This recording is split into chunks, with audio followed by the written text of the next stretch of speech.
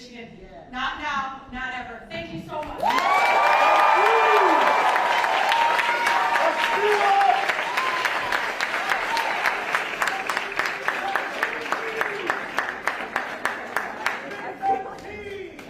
Please welcome Congresswoman Brenda Lawrence.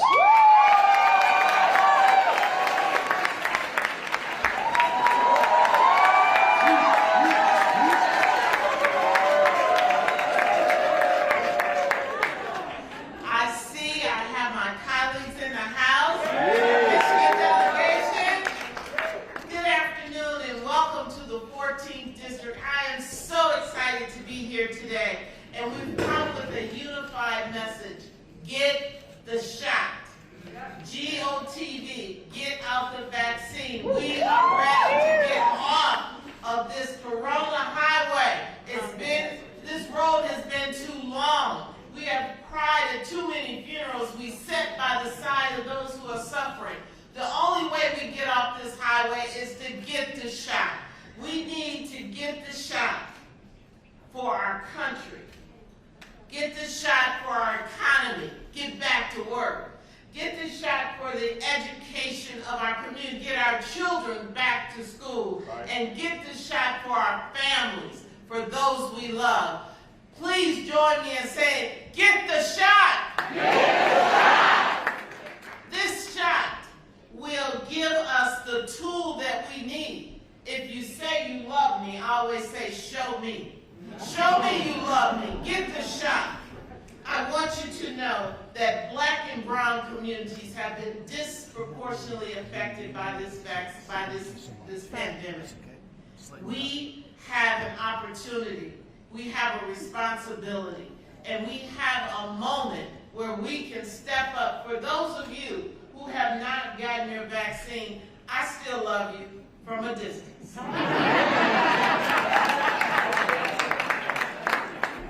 We can prevent loss and heartbreak right here in Southeast Michigan. I led our communities in a GOTV, Get Out the Vaccination movement, and so many of you, 5,000 people during that week, showed up and got their vaccine. I'm thankful right now for the leadership and the efforts of our frontline workers. Let's give every frontline worker.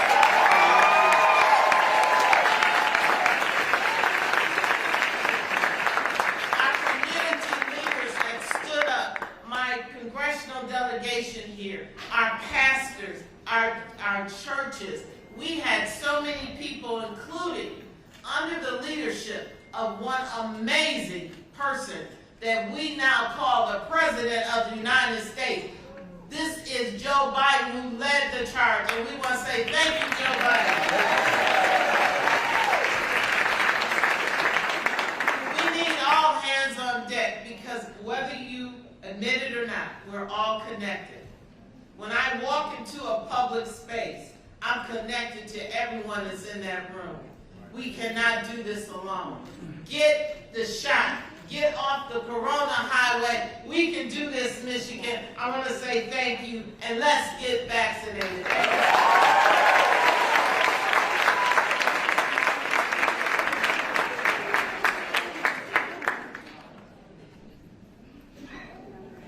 Please welcome Mayor Mike Duggan. All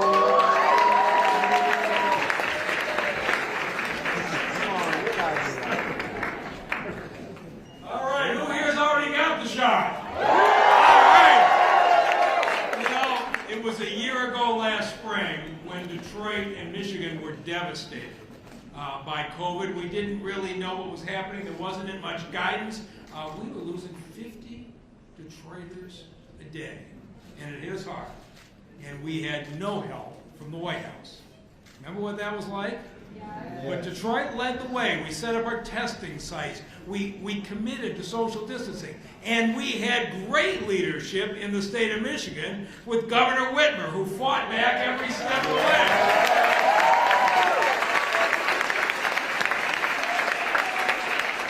And then in January, a really good thing happened. We got a partner in the White House. And the vaccines started to flow. And right here in this building, we were vaccinating more than 5,000 people a day. The drive-through site site at TCF was efficient as any place that you could have gotten, and we started to lead the way again. But we have to be honest. Right now, at least in Detroit, we've fallen behind. We've got less than 40% vaccination in this city, and people are like, well, I don't know anybody getting sick right now. Well, we know what's going to happen. We know what the seasonal flu cycle is like. In November, this Delta variant is going to hit this state hard. And here's the thing about leadership. Vice President Kamala Harris didn't wait until November when people are in the hospital to come down and talk to us. All right? Right now, in this city, in this state, you can walk in, you can drive in, you can get an appointment today, you can get an appointment tomorrow, you can protect yourself and your family, and you won't have to be the one who's in the hospital that causes all your friends to go and get the shot. This is what leadership is all about. Being here ahead of time, telling us what we need to do. And so please, we've waited a long time for this kind of support from the White House, so when she gets here, let's give Vice President Harris the welcome she deserves. Welcome to Detroit.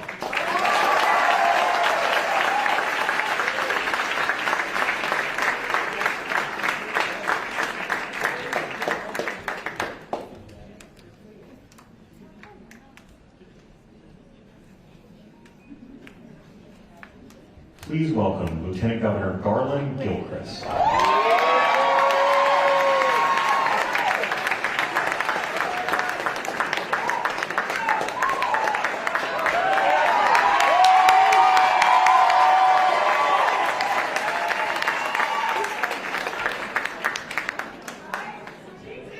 What up, though, Detroit? So we here because when we come together, we can do anything. Right? When we came together, we got us a vice president who was here for us. Vice President Kamala Harris, you see, Detroit was the last place she visited before she became vice president-elect. Y'all know that? Yeah. She did that because she knows how important you are. So on behalf of the entire state of Michigan, thank you, Vice President Harris, for coming to Detroit.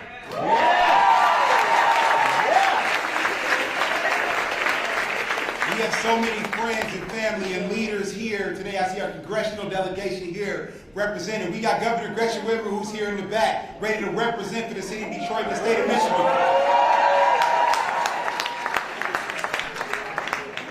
But today we're here to talk about the job that we have to do to make sure that our people are in a position to be healthy and successful going forward. Everybody who made the choice to get vaccinated made the choice to have a future. And everybody who made the choice to help somebody get vaccinated made the choice to make way for somebody else's future. We call this a vaccine mobilization event, not because we're here to talk about vaccines. We're here to talk about what it takes for people to get vaccinated. I want to thank all of you for stepping up and standing tall for our communities and making that possible for somebody else. I bet everybody here is convinced somebody to get vaccinated. But guess what? All the people who have not yet been vaccinated, they just one conversation away. So my challenge to you is, who are you going to have a conversation with? Better yet, how many conversations are you going to have today? How many conversations are you going to have tomorrow? How many conversations will you have next week? Thank y'all for catching on, Lord. I appreciate it. Look, so for everybody in here, you know you lost somebody in the pandemic. I lost 27 people to COVID-19. Okay, and these are real people, right? My AAU basketball coach, associate minister at my church, the oldest living relative on my father's side. We have to build upon those legacies. We have work to do to live up to those legacies. This pandemic is not the end of our story. And the chance to write another chapter comes by people getting vaccinated. That's right. That's enough motivation for me to keep having those conversations. That's right. And I think it's enough motivation for y'all. So thank you so much for what you're going to do, who you're going to talk to, who you're going to convince, who we are going to mobilize. to move the state of Michigan forward, to move our nation forward. Because as y'all know, as goes Michigan, so goes America. Thank you, and God bless you. Let's go get back.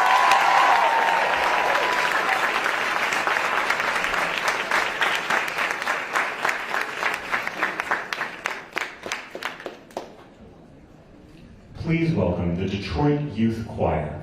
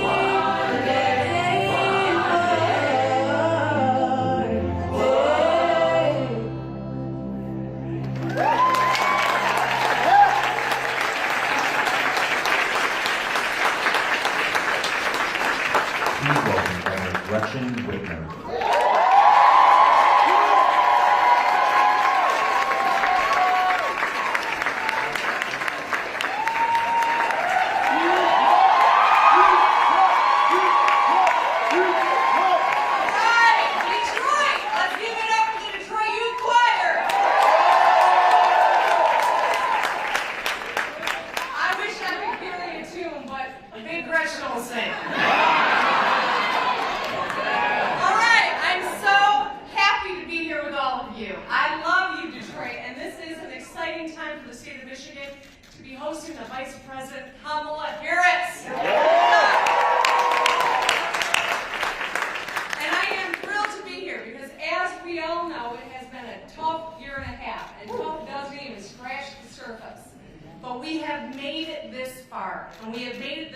work together, by working together, by thinking about one another, by getting our shots in arms.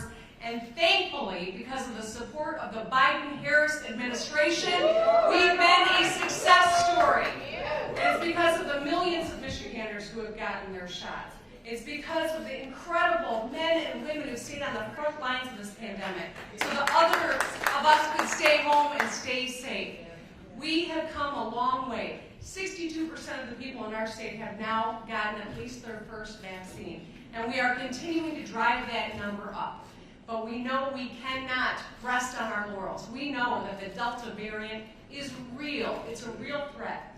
And we also know 1 or 2 or 27 people, like the Lieutenant Governor said, who lost their battle with COVID. We have more work to do. So how many conversations are you going to have? All right, you did learn. All right, that wise woman from this side of the stage, I heard her say it first. All right, there she is. As many as it takes.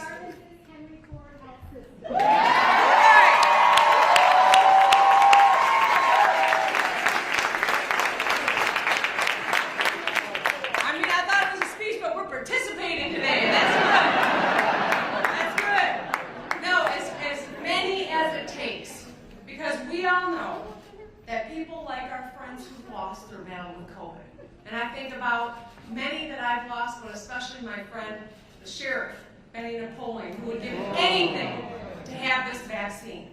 These vaccines are safe. They are effective. They are effective even against this Delta variant. And that's why we've got to do the hard work of educating and supporting and answering questions. There are a lot of people who still questions. That's okay. We just want to make sure they get the accurate information so they can make the decision to protect themselves and their families. We are all in this together, and we are thrilled that Vice President Harris came to Michigan today because she is doing an incredible job on all of our behalf. I know there are so many who are so proud to look up to this Vice President, me included and my daughters, and so many across the state. They are showing that if you lead with a good conscience, with a good plan, with the right priorities and kindness, you can make a big difference, and that's what the Biden-Harris administration has been doing. We've got work to do, but we are going to emerge from this pandemic. Mark my words, Michigan will emerge stronger than ever. Stronger for everyone in the state.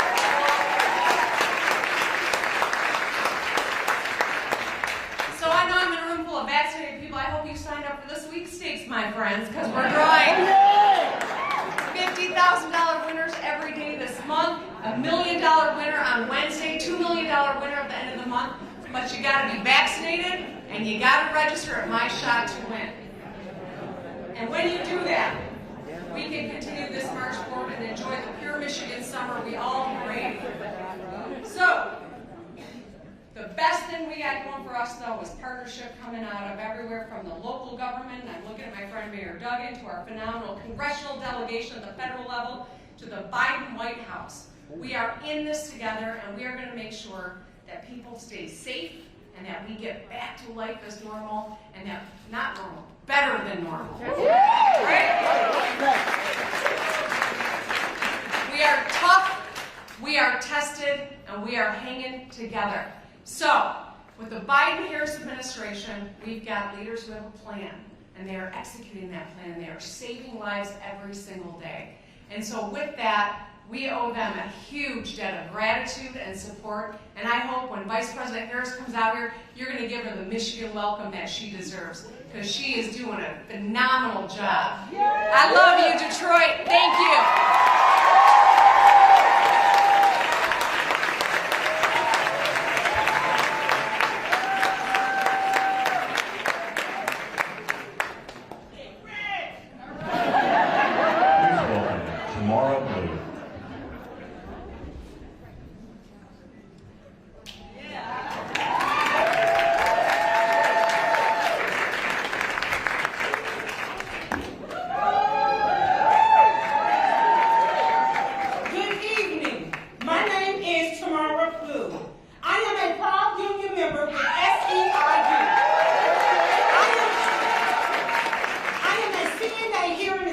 Detroit. All right. And I've been a healthcare worker for over 30 years. I am proud to represent frontline essential workers who've done so much and given so much to keep our community safe and cared for through this pandemic. As a frontline worker, I've experienced COVID on the first-hand base. April 2020, I was diagnosed with having COVID. I feared for my life. I also lost a lot of long-term residents whom I can. It is time for us to show people how much we really care. By being vaccinated, we become a committee of one to be our brother's keeper. When we all are vaccinated, we protect ourselves, we protect our residents, we protect our community. COVID can be defeated if we do our part. When we are fully vaccinated, it's a necessary step to giving power back to our community, back to our economy, back to our families and our loved ones. And as we emerge from this pandemic, we cannot, we shall not, and we will not go back to how things used to be. We must fix broken policies and put working people in the center of our recovery. Low pay, high turnover, lack of adequate training and protection have left workers like me who care deeply for our residents struggling to buy basic care. COVID has added more stress on top of worrying about how we pay our bills and feed our children on the same check. We stress about not having adequate training and proper equipment. And we pray every day, this is a personal prayer, please God, don't let us take COVID back home to our families. We are proud of how we showed up for our residents. We're proud of how we showed up for our communities. And now it's time for our elected officials to show up for us. It is time for a major investment in our economy that would turn these jobs that are undervalued and underpaid for far too long into good-paying jobs. To make sure people who work them, mostly brown and black women, are treated with respect and dignity and paid fairly. And most of all, that our communities get the quality care that it deserves. Together, we can build a future where people can live with dignity and respect. I am honored to introduce someone, my Lord, who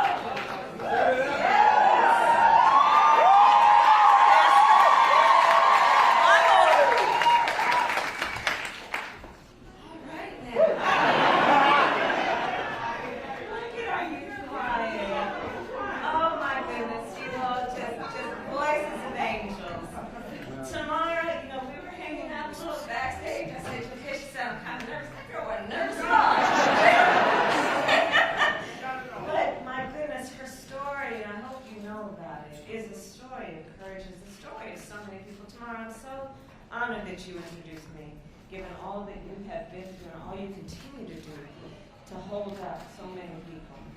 Just a story of courage mixed with conviction, mixed with grace. That's who she is. Can we hear it again for Tamara?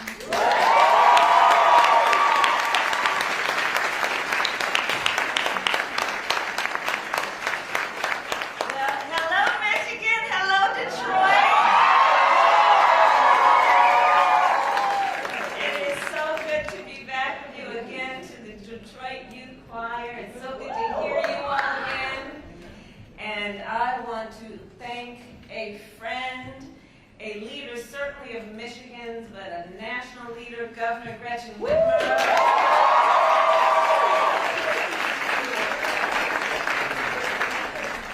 She really is an extraordinary leader on every level, and I'm so honored to share the stage with her today as we have before. Lieutenant Governor Roland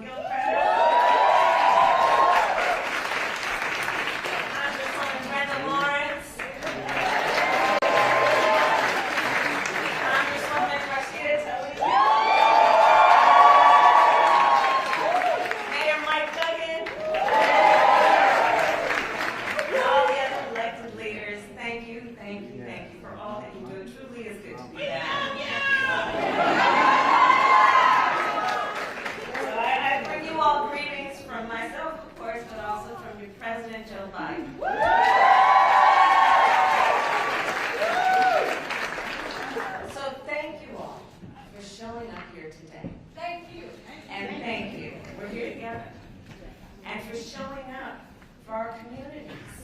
and showing up in this case for the city of Detroit.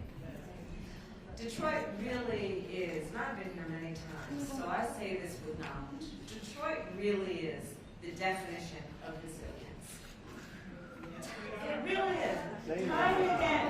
Time and again, this city has been rebuilt. This city has been reborn. Time and again, this city has helped lead our nation through war, through recession, and most recently, through this pandemic. At the very start of the pandemic, companies in Detroit, from small batch manufacturers to big three automakers, converted their factories and produced protective gear and ventilators for our nation's hospitals. You did that not only for the folks locally, but nationally. As COVID-19 cases rose, it was Detroit's frontline workers who worked around the clock to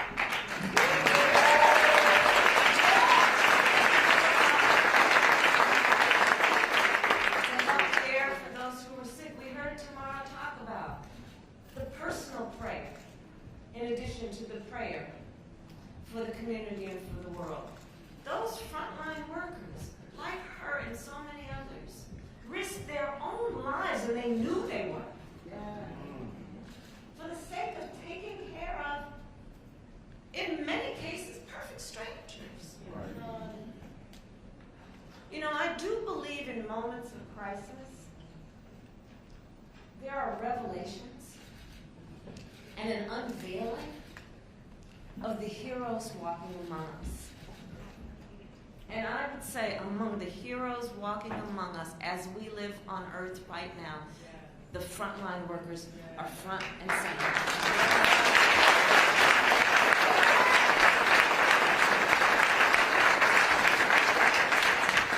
And here in Detroit, as families went hungry, Detroit's food markets worked in communities to help feed those in need. And again, I'll tell you a story. I've been traveling around the country, and I know it's true in Detroit as it is in other places, where I've heard stories about food distribution centers, where folks would work and volunteer. Some had lost their jobs and they volunteered in the food distribution center. Others would volunteer their time. And because of the nature of COVID, the recipient would be in line in their car, sometimes for hours, and then when they drive up to the place where they were supposed to get the food, they pop their trunk, because of course there was no interaction, physical interaction, and the volunteer would look in the trunk, the empty trunk, and see there a handwritten note written by the driver, the occupant of the car, thanking the volunteer for the time that they took to help them. Other times, the volunteers, when the trunk would pop open, there'd be a $5 bill. People who had nothing, barely could make it, and what little left they had, to thank the volunteers for the value of their time and their labor. These moments of crisis have in so many ways unveiled the grace, the dignity that each of us know we have and should give. So as we reflect Detroit on these days, these are the things I think about. As schools here in Detroit went virtual, Detroit teachers went the extra mile to educate the city students.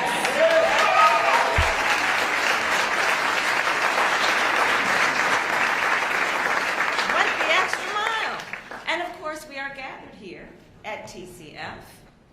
And during the pandemic, this center served many purposes. It was converted into a temporary care facility. Before, it was converted into a vaccination site. We are joined today by healthcare workers who administered vaccines here and across the city.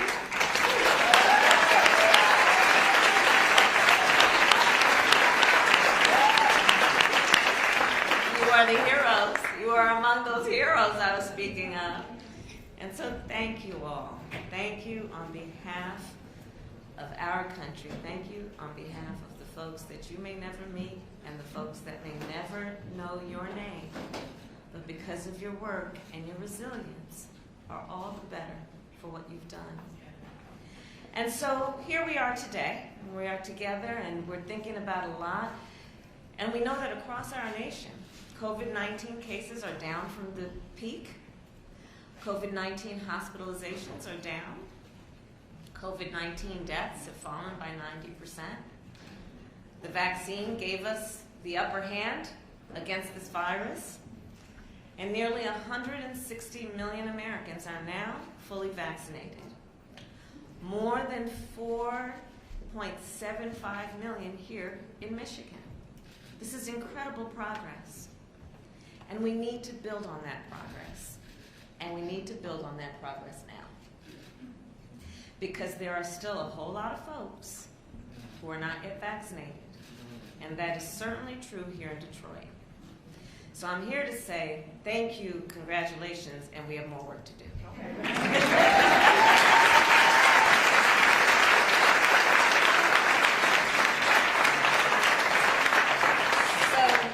the President and I, together with state and local officials, like those here today, and I see the Secretary of State who's here, and thank you for your leadership.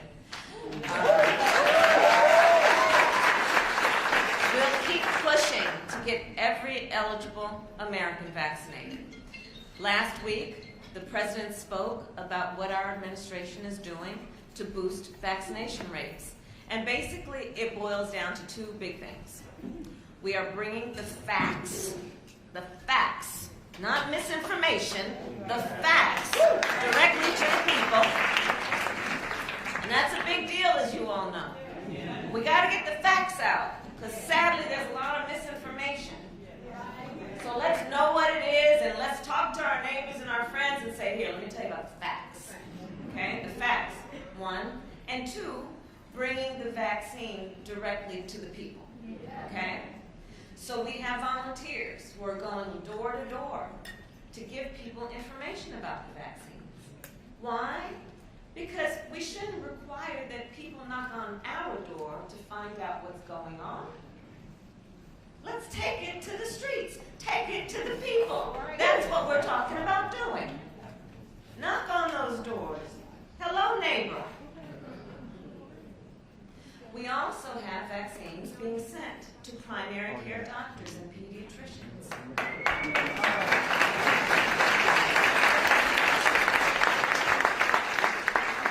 Pediatricians who so often will treat the child And then as they're treating the child, look over at the mother or the father and say, well, how are you doing?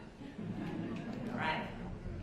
And we are setting up clinics in workplaces and sending mobile clinics into communities.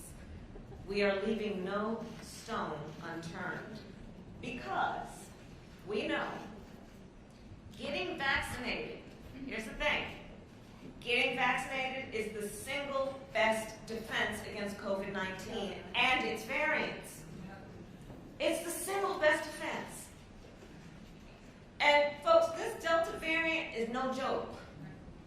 Detroit, this Delta variant, it spreads faster, and it is in many cases reported to be much more serious in terms of its impact. And the vaccine will protect you from it. And here's how I know. Virtually every person who is in the hospital sick with COVID-19 right now is unvaccinated. I'm going to repeat that. Say it again. Virtually, it's a fact.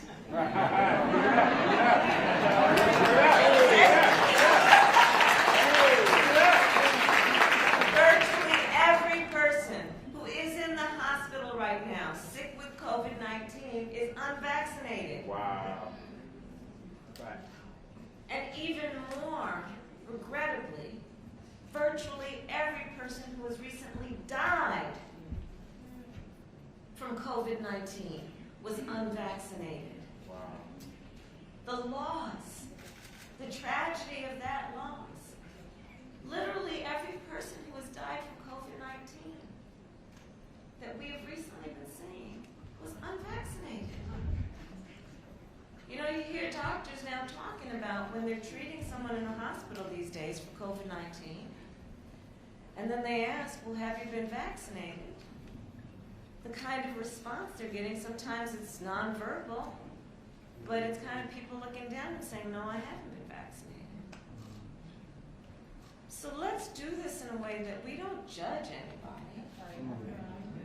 We're not looking down on anybody. But we do want to give them the information because nobody should have to live with any kind of sense or feeling of regret when there's so much that's available to help them. You know, I got my second shot back in January, and I'm so glad I did. And of course, you know, I thought, oh, I could handle anything. But that next day, I was a little off for a couple, you know, I was just not feeling so well that next day. But that was it. And then back to normal, right? So yes, okay, that's part of it, but it's just, you know, a few hours, and it can save your life. It can save your life. In the words of your own Miguel Cabrera, he said that the shots are nowhere near as bad as the virus.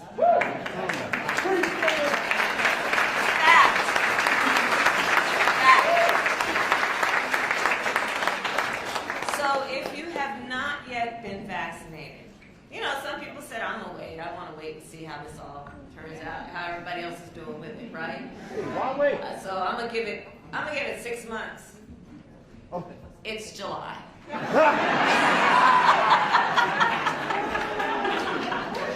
It's time. It's time. So it is time, and it is time to roll up your sleeves and get the shot. And if you already have, find someone who hasn't and help them. And talk to them as we are having this conversation now. Born out of love, born out of concern, and born out of knowledge, again, that it will save lives. You know, a couple weeks ago, I was down in Atlanta at Ebenezer Baptist Church. And it was good to be back there. And the church, of course, you all know this is the church where Dr. King preached. Yes. Until the day he died. And today, it is a place of worship, but as most places of worship, also a place of healing. It is a vaccination site. Yeah. Then and now, a place of healing. And when I was there, I talked with a bunch of folks, and in particular, I met with a bunch of folks who had just been vaccinated, and the healthcare workers who administered the vaccines. And I said then, what I will repeat today, I do believe that the act of getting vaccinated is the very essence of what the Bible tells us when it says, love thy neighbor. Right? Because what we know is, one can ask, well, who is one's neighbor? Is it the person who lives to my left, lives to my right? I know them, may borrow a cup of sugar, right? But what we know it means when we talk about love thy neighbor is that, yes, it may be the person next door, and it may be the man on the side of the road, and it may be a perfect stranger. And in the face of that stranger, you see a friend. That's what this is about. And so by getting vaccinated, you are loving your neighbor. And so I will end, Reverend Anthony, where I began, with the point about Detroit's resilience. Detroit, you know better than most. Resilience is not automatic. Not everybody has it. Resilience is made. Resilience takes determination, and it takes work, and resilience requires love. So in that spirit, and in the spirit of resilience, let us rise up Detroit, let us rise up Michigan, let us rise up America, and let us end this pandemic once and for all. We can do this together. I know we can. Thank you.